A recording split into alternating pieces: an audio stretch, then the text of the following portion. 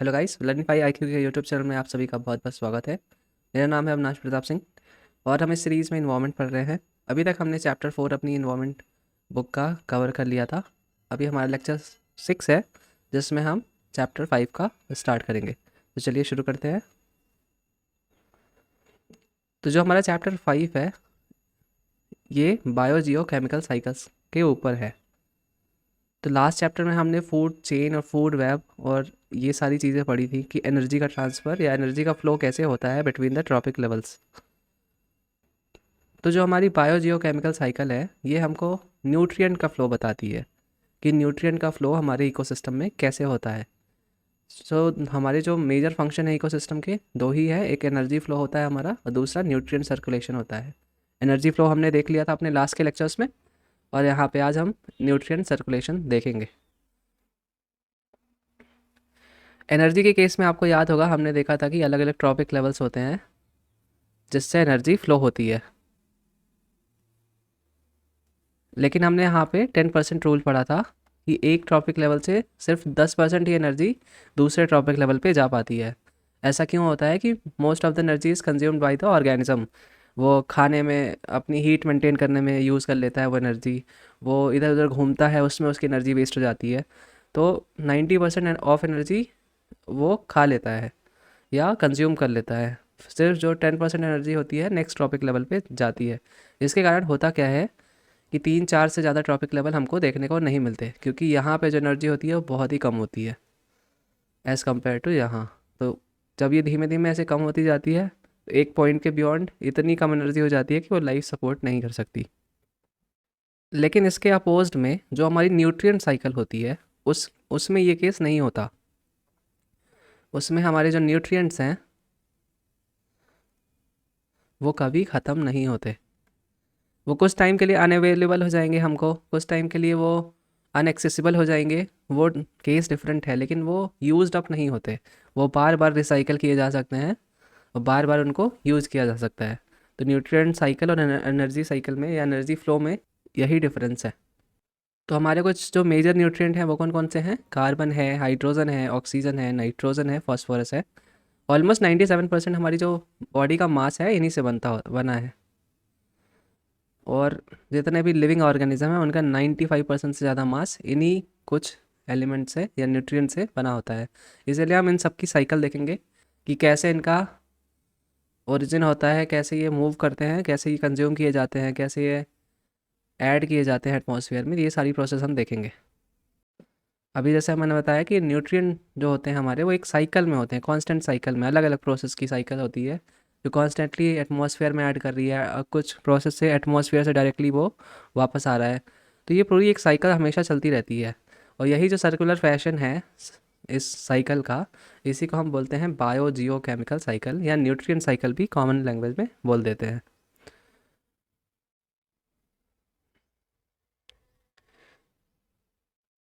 अब हम आगे चलते हैं। तो हमारी है टाइप्स ऑफ न्यूट्रिएंट साइकिल। शुरू करूँ उससे पहले मैं एक बात बताना चाहता हूँ कि ये जो हमारा चैप्टर है न्यूट्रिएंट साइकिल वाला, ये बहुत ही इम्पोर्टेंट है प्रीलिम्स पर्सपेक्टिव से। क्यों? क्योंकि डायरेक्टली या इनडायरेक्टली हमेशा हर प्रीलिम्स में एक नया क्वेश्चन इससे आता ही आता है। ऐसा कभी नहीं हुआ कि इससे क्वेश्चन नहीं आए। इनडायरेक्टली पूछ लेगा, किसी एलिमेंट की सोर्स पूछ लेगा, किसी एलिमेंट का क्वेश्चन आ जाएगा। तो ये वाला क्वेश्चन जो हमारा, ये वाला जो चैप्टर है हमारा, तो ये वाला जो चैप्टर है हमारा बहुत ही इंपॉर्टेंट हो जाता है। इसलिए आपको सारे सोर्स याद रखने हैं कि किस किन चीज़ों से ये हमारे जो न्यूट्रिएंट है ऐड हो रहे हैं एटमॉस्फेयर में और किन प्रोसेस से ये हमारे जो न्यूट्रिएंट हैं ये कंज्यूम हो रहे हैं। तो इन दोनों को याद रखना है। कुछ ही न्यूट्रिएंट हैं, कुछ ही की साइकिल हम देखेंगे, तो ज़्यादा इसमें परेशान होने की ज़रूरत नहीं है और इसको अच्छे से पढ़ना है। तो अब हम टाइप ऑफ न्यूट्रिएंट साइकिल्स देख लेते हैं। पहली टाइप होती है हमारी रिप्लेसमेंट पीरियड के आधार पे, कि कितने जल्दी रिप्लेस हो रहा है उसके आधार पे पहला क्लासिफिकेशन किया गया है। तो उसको हम परफेक्ट और इम्परफेक्ट साइकिल में क्लासीफाई करते हैं। ऐसी सारी साइकिल जहाँ पे जो न्यूट्रिएंट है उतनी ही तेज़ी से कंज्यूम हो रहा है जितनी तेज़ी से वो वापस उसको रिप्लेस हो रहा है, तो उसको हम क्या बोलेंगे? परफेक्ट साइकिल बोलेंगे। और इम्परफेक्ट साइकिल ऐसी होती हैं जहाँ पे कंजप्शन रेट तो हाई है लेकिन न्यूट्रिएंट हमें उतनी तेज़ी से नहीं मिल पा रहे हैं, है ना। तो उसको हम बोलेंगे इम्परफेक्ट साइकिल। तो जो हमारी गैसियस साइकिल होती हैं, most of the gaseous cycle, वो परफेक्ट साइकिल कहलाती हैं ऑलमोस्ट, है ना। और उसी जगह पे जो सेडिमेंट्री साइकिल्स होती हैं वो these are consider relatively imperfect. क्यों? क्योंकि इनके न्यूट्रिएंट बहुत बार ऐसा होता है कि लॉक हो जाते हैं लेयर्स में, सॉइल की लेयर में जाके, तो कुछ टाइम के लिए हमें अनएक्सेसिबल हो जाते हैं ये, इसीलिए उतनी जल्दी से ये रिप्लेस नहीं करते, इसीलिए इनको हम इम्परफेक्ट साइकिल बोलते हैं। तो सेडिमेंट्री और गैसियस साइकिल क्या होती हैं, वही हमारा अगला क्लासिफिकेशन है, तो वो देख लेते हैं। तो जो दूसरा क्लासिफिकेशन दे रहा है वो नेचर ऑफ रिजर्वायर के बेसिस पे दिया है। तो इसमें दो क्लासिफिकेशन जो हमारे हैं वो गैसियस है या और सेडिमेंट्री है। तो गैसियस साइकिल हम किसको बोल रहे हैं, अगर रिजर्वायर एटमॉस्फेयर है या हाइड्रोस्फीयर है तो उसको हम बोलेंगे कि ये गैसियस साइकिल है। तो इसमें वाटर साइकिल आ जाती है, कार्बन साइकिल आ जाती है, नाइट्रोजन साइकिल आ जाती है, मीथेन साइकिल आ जाती है, और जितनी भी और गैसेस से रिलेटेड साइकिल है हमारी वो इसमें आ जाती हैं। सिमिलरली जो हमारी सेडिमेंट्री साइकिल है अ- उसका रिजर्वायर क्या होगा, soluble elements of earth crust. तो मतलब मोस्टली इसमें रॉक्स में ये हमें मिलती है, शुरू होती है ना, रॉक्स या क्रस्ट जो है हमारी अर्थ की मिट्टी है। तो यहाँ इसका ये रिजर्वायर है। रिजर्वायर से मतलब इसका सोर्स है जहाँ से ये निकलती है, जहाँ पे ये ज़्यादा अमाउंट में अवेलेबल है। जैसे गैसेस का क्या है कि वो एटमॉस्फेयर में हाईएस्ट अमाउंट में अवेलेबल है ना। तो इसी तरीके से जो हमारी सेडिमेंट्री साइकिल है वो रॉक्स में या फिर क्रस्ट में हाईएस्ट अमाउंट में अवेलेबल है। इसमें फॉस्फोरस साइकिल हो गई, सल्फर साइकिल हो गई, कैल्शियम और मैग्नीशियम साइकिल हो गई। तो चलिए अब एक एक करके इन साइकिल्स को देख लेते हैं हम। तो जो हमारी पहली और सबसे इम्पोर्टेंट साइकिल है वो है कार्बन साइकिल। तो कार्बन मेनली एटमॉस्फेयर में हमारा किस फॉर्म में अवेलेबल है, CO2, कार्बन डाइऑक्साइड के फॉर्म में अवेलेबल होता है, और इसी फॉर्म में ये कंज्यूम भी होता है मोस्ट ऑफ द टाइम और ऐड भी होता है एटमॉस्फेयर में। तो आपको पता होगा कि कार्बन डाइऑक्साइड बहुत ही छोटे अमाउंट में एटमॉस्फेयर में अवेलेबल है ना। और सबसे ज़्यादा नाइट्रोजन है, फिर ऑक्सीजन है, फिर उसके बाद कार्बन डाइऑक्साइड और अदर गैसेस आती हैं। लेकिन फिर भी ये जो हमारी लाइफ है अर्थ में उसके सर्वाइवल के लिए बहुत ही इंपॉर्टेंट है। कैसे? क्योंकि फोटोसिंथेसिस में जो कार्बोहाइड्रेट प्रोड्यूस होते हैं, फोटोसिंथेसिस में जो हमारे कार्बोहाइड्रेट्स बन रहे हैं, जो प्लांट्स कंज्यूम करता है, जो प्लांट्स अपने लिए फूड के तौर पे बनाता है, उसके लिए CO2 का होना इज़ एसेंशियल। CO2 के बिना ये पॉसिबल नहीं है। सिमिलरली CO2 जो है ये हीट कैप्चर करती है एटमॉस्फेयर में। उससे होता क्या है कि हमारे अर्थ का जो टेम्परेचर है वो एक आइडियल कंडीशन में मेंटेन रहता है, जिससे सर्वाइवल हम सबका पॉसिबल होता है अर्थ में। तो CO2 हमारे लिए, प्लांट्स के लिए, सबके लिए एक बहुत ही एसेंशियल रोल प्ले करती है। और क्वेश्चंस भी इनमें ऐसे ही आते हैं, जैसे आप यहाँ पे एरो देख सकते हैं कि कौन कौन सी प्रोसेस से CO2 एटमॉस्फेयर में जा रही है और किन प्रोसेस से CO2 वापस प्लांट्स के पास जा रही है या अर्थ में जा रही है। तो ये सारी प्रोसेस आपको याद रखनी होगी और समझ लेनी होगी। तो देखिए पहला एमिशन कहाँ से होता है CO2 का, ऑटो और फैक्ट्री एमिशन में। ये जो धुआं निकलता है फैक्ट्रियों से, उन उसमें भी, उन गैसेस में भी CO2 होती है, उससे ऐड होती है हमारी एटमॉस्फेयर में। दूसरा जो हमारा प्लांट है उसके रेस्पिरेशन में या रूट रेस्पिरेशन से भी CO2 ऐड होती है। फिर जो हमारे डेड और ऑर्गेनिक वेस्ट हैं इनके डिकम्पोजिशन से भी नाइट्रोजन और CO2 दोनों ऐड होती है एटमॉस्फेयर में। तो अभी हम CO2 बस पढ़ रहे हैं। तो decomposition of dead and organic waste, इससे भी हमारी CO2 ऐड हो रही है। फिर जो एनिमल होता है हमारा, गाय हो गई, हम लोग हो गए, ये हम सब के रेस्पिरेशन से भी CO2 एटमॉस्फेयर में ऐड हो रही है। फिर ये जो वॉल्केनिक एक्टिविटी है ना, इससे भी हमारी CO2 ऐड होती है। वॉल्केनिक एक्टिविटी में कई गैसेस निकलती हैं, CO2 भी उसमें से ही एक है। फिर CO2 वापस कैसे जा रही है, फोटोसिंथेसिस से। जो हमारे प्लांट्स हैं वो CO2 एटमॉस्फेयर से ले लेते हैं। वहीं कुछ हमारे ऑर्गेनिक मैटर में क्या होता है, प्लांट्स हो सकते हैं, एनिमल्स हो सकते हैं ना, हम सब के अंदर कार्बन एग्जिस्ट करता है और भी मिनरल्स के साथ। तो क्या होता है कि कभी कभी जब हमारे जो ऑर्गेनिक मैटर हैं ऐसे ऐसी जगह पे ट्रैप हो गए हैं या ऐसी लेयर में ट्रैप हो गए हैं जहाँ पे उनका डिकम्पोजिशन पॉसिबल नहीं है, जैसे दलदल वाली मिट्टी में अगर ट्रैप हो गए हैं, जिसे हम पीटी या मार्शियल एयर भी बोलते हैं, तो वहाँ पे भी डिकम्पोजिशन नहीं हो पाता और वो ट्रैप ही रह जाते हैं। उस केस में क्या होता है कि हज़ारों सालों में वो चेंज हो जाते हैं किस में, लाइमस्टोन में या फॉसिल फ्यूल्स में। जो हमारे फ्यूल हैं आजकल, पेट्रोलियम और ये सब, ये भी कभी ऑर्गेनिक मैटर ही थे जो ऐसी जगहों में दब गए थे। तो यूजुअली होता क्या है, भले कुछ टाइम के लिए ये ऐसे दब जाएं, लेकिन उसके बाद जब इनको जलाया जाएगा तो वापस से ये गैस निकालेंगे और ये गैस से कार्बन डाइऑक्साइड वापस से एटमॉस्फेयर में ऐड हो जाएगी। तो हमने ये टेरेस्ट्रियल लेवल पे देख लिया। अब ये पानी पे कैसे होती है CO2? जो हमारे फाइटोप्लैंक्टन है वो फोटोसिंथेसिस करते हैं, तो वो CO2 को लेते हैं, और सिमिलरली जो रेस्पिरेशन और डिकम्पोजिशन होता है उससे CO2 ऐड होता है। हमने डिफरेंट डिफरेंट प्रोसेस देख ली कि किससे ऐड हो रहा है, किससे कंज्यूम हो रहा है। कंज्यूम मेनली फोटोसिंथेसिस में ही होती है CO2 की, बाकी जगह से ऐड हो रही है ये एटमॉस्फेयर में।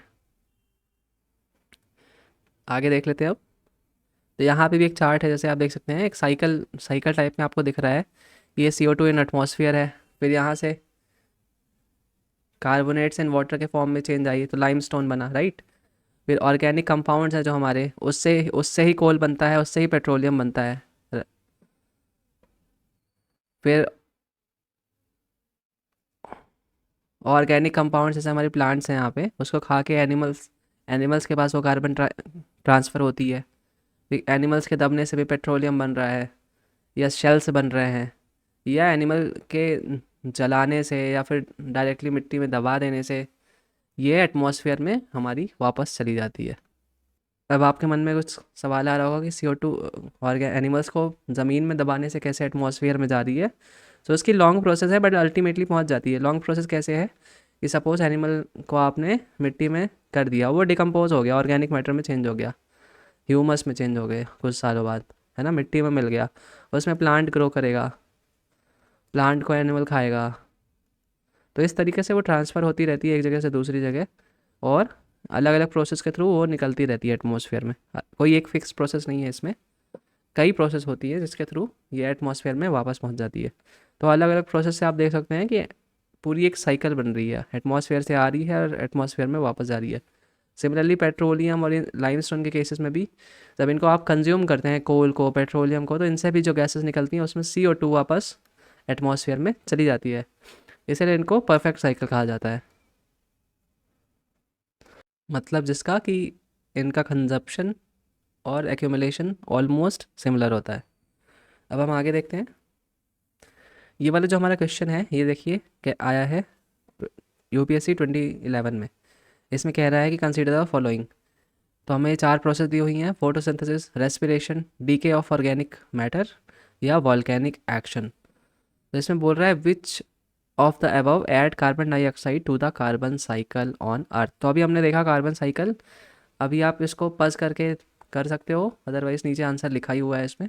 तो अभी हमने देखा फोटोसिंथेसिस से तो वापस आ रही है CO2, है ना। जो हमारे अर्थ हैं उसका जो एटमॉस्फेयर है उससे CO2 वापस ट्रीज़ के अंदर जा रही है ना। तो ये फोटोसिंथेसिस तो एटमॉस्फेयर से ले रही है, तो ये तो बिल्कुल भी नहीं होगी। भले आपको ये तीनों नहीं भी पता है तो आप ये यहाँ पे दो एलिमिनेट कर सकते थे उस केस में। 2 और 3 दोनों में कॉमन है, B और C में। बाकी आपको 4 बस देखना है कि 4 में है कि नहीं। तो वॉल्केनिक एक्शन, तो वॉल्केनिक एक्शन में आपको मैंने बताया है कि गैसेस निकलती हैं वॉल्केनिक एक्शन में, तो बहुत सारी गैसेस उससे निकलती हैं। तो इन जनरल आप लगा ही सकते हैं कि ऑलमोस्ट सारी गैसेस इससे मिल जाएंगी। मतलब बहुत रेयरली होता है कि बहुत एक्सट्रीम कोई केस आ गया तो वो गैस नहीं है, बट अगर सल्फ़र आ रहा है ना, या नाइट्रोजन आ रहा है, या कार्बन डाइऑक्साइड आ रहा है, तो ये सारी गैसेस तो मिल ही जाती हैं कुछ ट्रेसेस अमाउंट में। इसीलिए आप इनको टिक कर सकते हैं। तो यहाँ पे आंसर होगा 2, 3 एंड 4 ओनली। यहाँ पे आप एक्सप्लेनेशन पढ़ सकते हैं उसकी। अब हम आगे चलते हैं। सिमिलरली 2014 का ये क्वेश्चन है, which one of the following is the process involve in photosynthesis.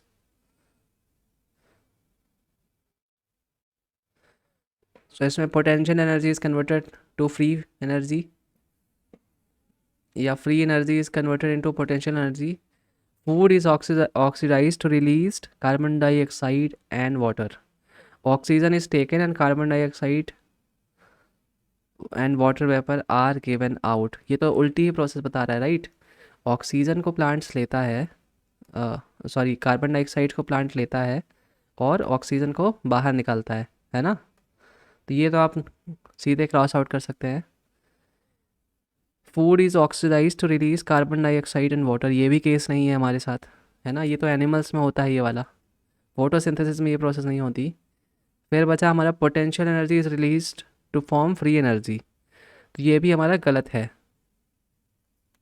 क्यों? क्योंकि हमारी जो फोटोसिंथेसिस है उसमें जो सन की फ्री एनर्जी हमें मिलती है वो कन्वर्ट होती है किस में? पोटेंशियल एनर्जी में। पोटेंशियल एनर्जी से यहाँ हमारा क्या मतलब है? कार्बोहाइड्रेट्स से।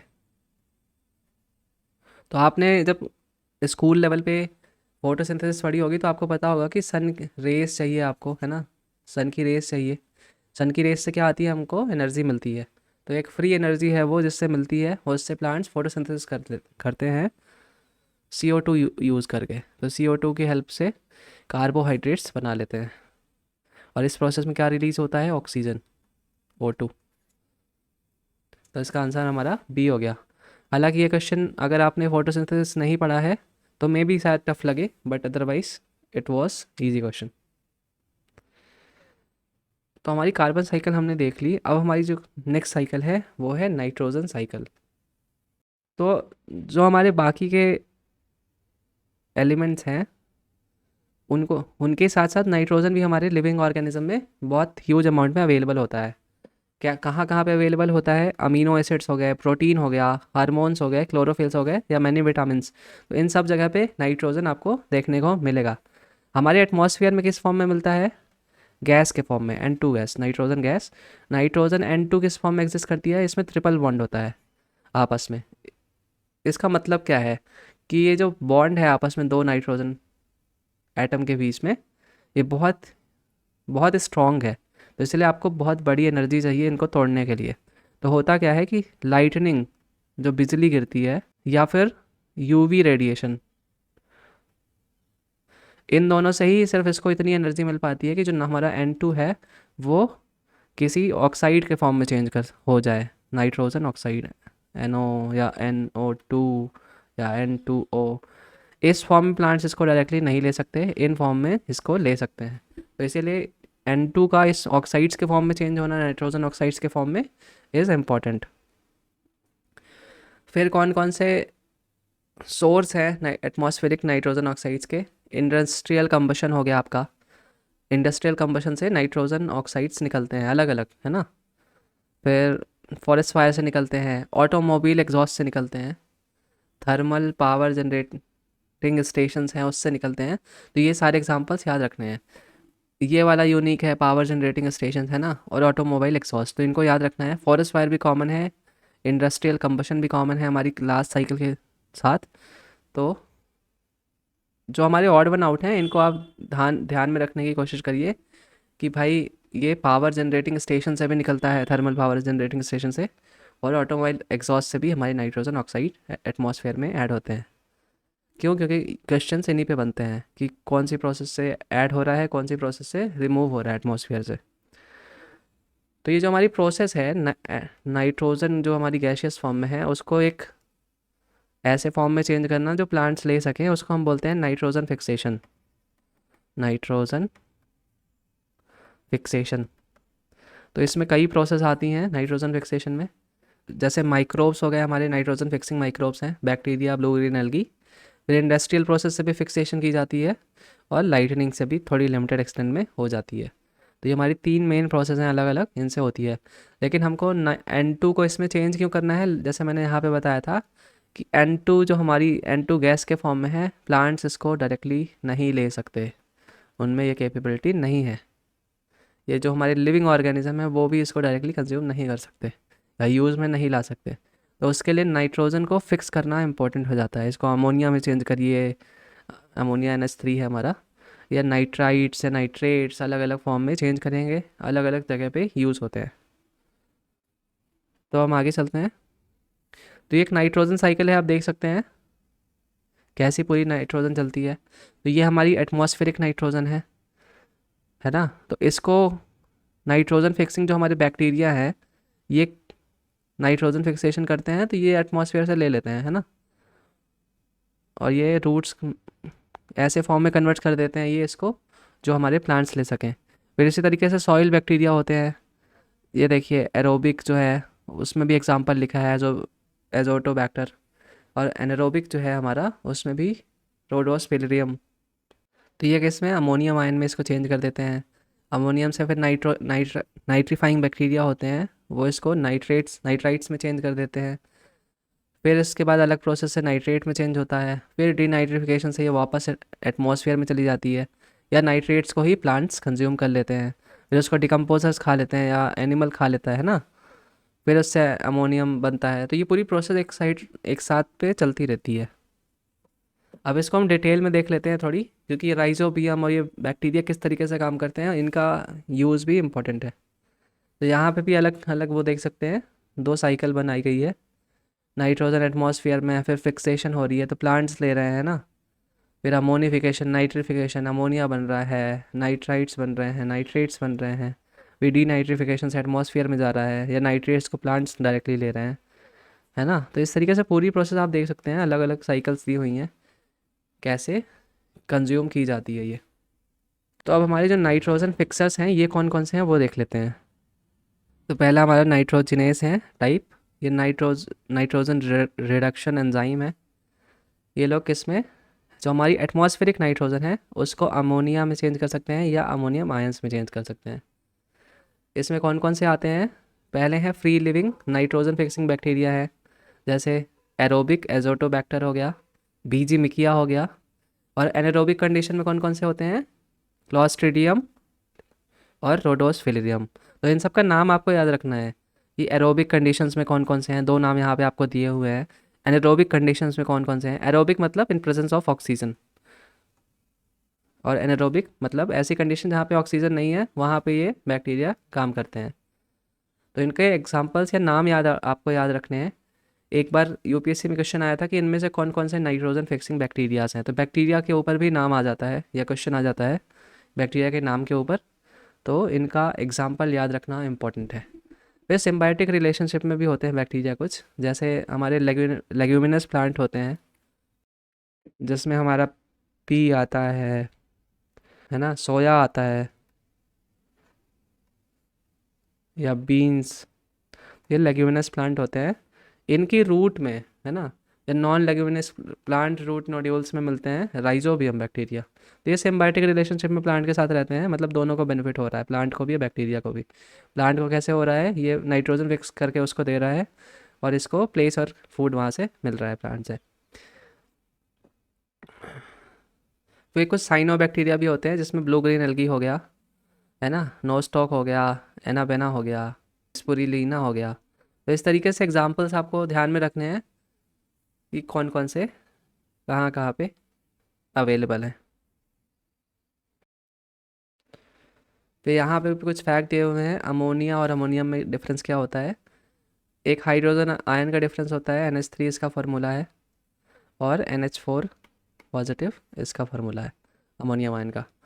फिर लेगुमिनस प्लांट्स क्या होते हैं, ये पी फैमिली को डिनोट करते हैं लेगुमिनस प्लांट। इनके रूट नोड्यूल्स में क्या कौन से बैक्टीरिया मिलते हैं, नाइट्रोजन फिक्सिंग बैक्टीरिया। फिर एक जो फैक्ट हमारा दिया हुआ है कि the amount of nitrogen fixed by humans through the industrial process has far exceeded the amount fixed by natural cycle. तो जो हमारी नेचुरल साइकिल से जितनी अमाउंट फिक्स हो रही है उसको हमने एक्सीड कर दिया है, किससे, इंडस्ट्रियल प्रोसेस से। मतलब इंडस्ट्रीज़ में ज़्यादा नाइट्रोजन फिक्स करके अब ज़मीनों में ऐड की जा रही है, एग्रीकल्चर में ऐड की जा रही है। आपको पता होगा यूरिया बिकती है मार्केट में, है ना। तो ये सब इंडस्ट्रियल प्रोसेस से ही बनती हैं मोस्टली, और ये एग्रीकल्चर में यूज़ करते हैं ह्यूज अमाउंट में। इससे होता क्या है कि अल्टीमेटली जो इतनी ह्यूज अमाउंट में आप बना रहे हो या फिक्स करके ऐड कर रहे हो एग्रीकल्चर में, ये वापस तो एटमॉस्फेयर में ही जानी है इन सम प्रोसेस और अदर। उससे होगा क्या कि acid rain, eutrophication, harmful algal bloom, इन सब की प्रॉब्लम आती है। अब हम आगे चलते हैं। इसके बाद जो हमारी दो प्रोसेस हैं ये है नाइट्रिफिकेशन की और अमोनिफिकेशन की। तो नाइट्रिफिकेशन कौन सी प्रोसेस है, अमोनिया का कन्वर्जन किस में, नाइट्राइट्स और नाइट्रेट्स में। तो ये होता कैसा है, जो हमारे अमोनियम आयन है वो प्लांट्स के द्वारा लिए जा सकते हैं, लेकिन कुछ प्लांट्स ऐसे हैं जिनको नाइट्राइट्स और नाइट्रेट्स चाहिए होते हैं, या नाइट्राइट्स और नाइट्रेट्स के फॉर्म में वो ईजिली ले सकते हैं। तो उस केस में नाइट्रिफिकेशन की प्रोसेस के द्वारा ही ये एक फॉर्म से दूसरे फॉर्म में चेंज हो रही है, जिससे अदर प्लांट्स को भी नाइट्रोजन मिल पा रही है। तो ये काम करता कौन है? नाइट्रीफाइंग बैक्टीरिया, जिनको हम कीमो ऑटोट्रॉप्स बोलते हैं। तो कीमो ऑटोट्रॉप्स ऐसे बैक्टीरिया होते हैं जो केमिकल प्रोसेस के थ्रू केमिकल प्रोसेस से अपनी एनर्जी बनाते हैं, अपने लिए एनर्जी बनाते हैं, राइट। तो हमारी यहाँ पे प्रोसेस क्या है? जो हमारी पहली अमोनियम आयन है, ये पहले ऑक्सीडाइज किस में होती है? नाइट्राइट में। कौन से बैक्टीरिया करते हैं? नाइट्रोसोमोनास या नाइट्रोकोकस। फिर इसकी नाइट्राइट को फर्दर ऑक्सीडाइज किस में किया जाता है? नाइट्रेट में। कौन सा बैक्टीरिया यहाँ पे काम कर रहा है? नाइट्रोबैक्टर। तो अलग अलग लेवल पे अलग अलग बैक्टीरिया हैं। यहाँ पे भी कुछ नाइट्राइट कंज्यूम हो जाएगी प्लांट्स के द्वारा, और फिर यही जो कुछ बची कुछ चेंज होगी नाइट्रेट में, वो भी कंज्यूम हो जाएगी। तो अलग अलग फॉर्म में प्लांट नाइट्रोजन को लेता है।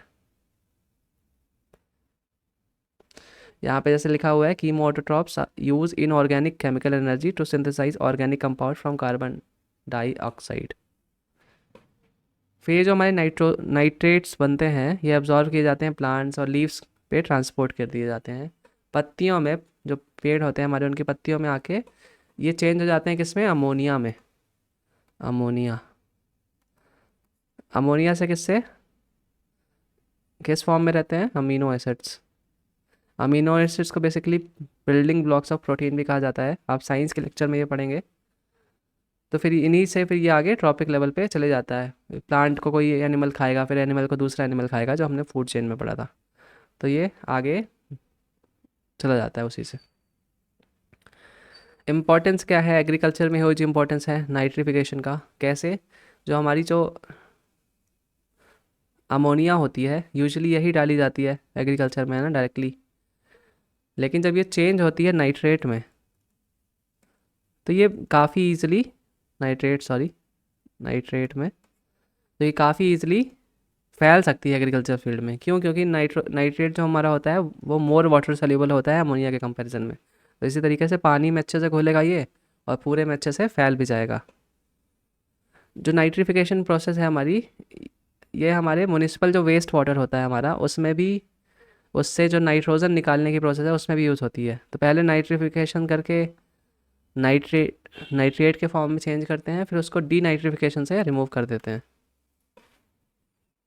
तो ये कैसे प्रोसेस होती हैं, या क्या इसमें, तो ये कैसे केमिकल, ये तो कैसे ये कैसे प्रोसेसेस होती हैं, उस पर आपको नहीं जाना डिटेल में, आपको बस ऊपर ऊपर पढ़ना है कि कैसे, कौन से बैक्टीरिया हैं, कहाँ पे हो रहे हैं, और एग्जैक्टली इनका नाम भी नहीं याद रखना है, बस दूर पे याद रखना है कि हाँ नाइट्रिफिकेशन में मैंने ये नाम सुना था। इतना बस याद रखोगे तो क्वेश्चन सॉल्व हो जाएंगे। बहुत डिटेल में जाके परेशान होने की ज़रूरत नहीं है, इतने डिटेल में इन्वायरमेंट के क्वेश्चन कभी नहीं आते। इन्वायरमेंट के क्वेश्चन हमेशा ऊपर से आते हैं। ये अमोनिफिकेशन कैसे हो रहा है, ये सब कभी नहीं आएगा। ये सब आपको बस एक बार अंडरस्टैंडिंग के लिए बताया जा रहा है, क्योंकि अगर एक बार आप पढ़ लोगे तो आपको ऐसा रहेगा कि प्रोसेस आपको पूरी पता है कि कैसे क्या होता है। अदरवाइज़ इतना डिटेल में नहीं आता, ना ही आपको कभी यूज़ आएगा। फिर अमोनिफिकेशन भी इसी तरीके से urea uric acid to ammonia या नाइट्राइट में चेंज होने की प्रोसेस है। अब हम आगे चलते हैं, आप इसको पढ़ लेना, वैसी ही प्रोसेस दी हुई है। इनमें बस जो बैक्टीरिया के नाम कहीं कहीं पे आते हैं उनको ध्यान में रखने की ज़रूरत है। फिर डी नाइट्रिफिकेशन प्रोसेस होती है, जो नाइट्रेट को नाइट्रोजन में चेंज करते हैं, इसको हम बोलते हैं डी नाइट्रिफिकेशन। तो आपको ये याद रखना है कि कौन सी प्रोसेस से क्या हो रहा है। डी नाइट्रिफिकेशन से जो हमारे नाइट्रेट है वो नाइट्रोजन में चेंज होते हैं, है ना। अमोनिफिकेशन में हम देख रहे थे यूरिया था या यूरिक एसिड था, ये अमोनिया या नाइट्राइट में कन्वर्ट हो रही है। सिमिलरली नाइट्रिफिकेशन में अमोनिया को नाइट्राइट्स में हम चेंज कर रहे थे। तो अलग अलग इस तरीके से प्रोसेस है। फिर यहाँ पे आप साइकिल देख सकते हैं, पूरी समरी टाइप की दी हुई है, थोड़ी थोड़ी देख लीजिए, ज़्यादा मैटर ये नहीं करता। अब यहाँ पे हमारा यूपीएससी 2013 पे क्वेश्चन आया था, which of the following add nitrogen to the soil. तो excretion of urea by animals, yes. आपने अगर पढ़ा होगा लास्ट स्लाइड, तो उसमें बताया था कि एनिमल्स जो हैं हम लोग, हमारे एक्सक्रीशन में यूरिया एंड यूरिक एसिड निकलता है ना। तो इससे हमारा सॉइल में ऐड होता है। Burning of coal by man, ठीक है, इसको अभी छोड़ देते हैं। डेथ ऑफ वेजिटेशन, इसमें क्यों? क्योंकि ऑर्गेनिक मैटर है, ऑर्गेनिक मैटर में नाइट्रोजन अवेलेबल है। तो इन दोनों के बेसिस पे ही बस आप 1 and 3 पे आ सकते हैं और सी और डी में आ सकते हैं। तो ये आपके पास 50-50 का ऑप्शन आ जाएगा। इन दोनों को आप एलिमिनेट कर सकते हैं, सॉरी। तो अब हमको सेकंड ऑप्शन देखना है। सेकंड ऑप्शन भी इनडायरेक्टली अगर आप देखें लॉन्ग प्रोसेस में सॉइल में ऐड कर देगा, लेकिन यूपीएससी में यूजुअली लॉन्ग प्रोसेस वाले ऑप्शन नहीं माने जाते। अगर पूछा है कि कौन सी प्रोसेस से नाइट्रोजन सॉइल में ऐड हो रही है, तो वो कोई इमीडिएट प्रोसेस की बात हो रही है, तो इसी केस में ये ऑप्शन रॉन्ग हो जाएगा। तो कोई बहुत लॉन्ग वाला कनेक्शन आपको नहीं बनाना है कि ये पहले एटमॉस्फेयर में जाएगा फिर वहाँ से फिक्स होके वापस आएगा, नहीं, ऐसे इतना लंबा कनेक्शन बना के आंसर नहीं करना है। इमीडिएटली क्या वो ऐड कर रहा है वो देख के आपको आंसर करना है। हालांकि at the end UPSC he decide करता है कि उसके हिसाब से आंसर क्या होना चाहिए, उस पर आप ज़्यादा कंट्रोल नहीं कर सकते। अब आगे चलते हैं हम। ये 2015 का क्वेश्चन आप देख सकते हैं। What can be impact of excessive use of nitrogenous fertiliser in agriculture? Proliferation of nitrogen fixing microorganism in soil can occur. ठीक है, अभी हमें नहीं मालूम तो हम इसको क्वेश्चन मार्क कर देंगे। Increase in acidity of soil can take place, हमें ये भी नहीं मालूम तो हम इसको भी क्वेश्चन मार्क कर देंगे। फिर leaching of nitrate to the ground water can occur, तो हम तो ये तो कह सकते हैं कि भाई 3 तो करेक्ट ही होगा। अगर नाइट्रोजनस फर्टिलाइज़र हम यूज़ कर रहे हैं तो वन वे और अदर नाइट्रेट्स में भी वो चेंज हो जाएगा, और नाइट्रेट्स लीच अच्छा करता है, अभी हमने पढ़ा था मोर वाटर सॉल्युबल है, तो ये प्रोसेस तो होगी ही।